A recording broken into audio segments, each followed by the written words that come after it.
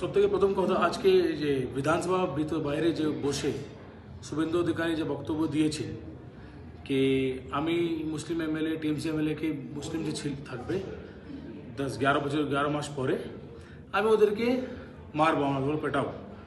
তো এর মুদ্দা নিয়ে Mamata government, TMC government, Humayun Kabir সাহেব যে কথাটা ওর উত্তর দিয়েছেন, ওনাকে শো কজ নোটিশ দিয়েছে।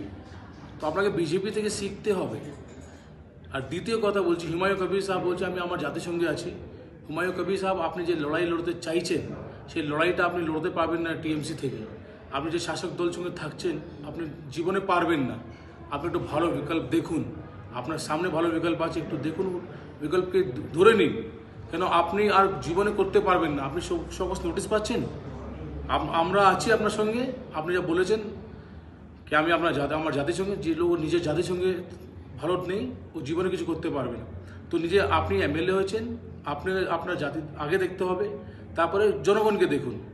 আর শুভেন্দু অধিকারীর জন্য বলছি, আমি শুভেন্দু তো এত বড় ভাষণ বিধানসভা বাইরে গিয়ে দিয়েছে, রাজ্য প্রশাসন ওনার উপরে কেস করতে পারেনি, এটা এফআইআর করতে পারে না, স্টেট গভর্নমেন্ট কিছু করতে পারছে না।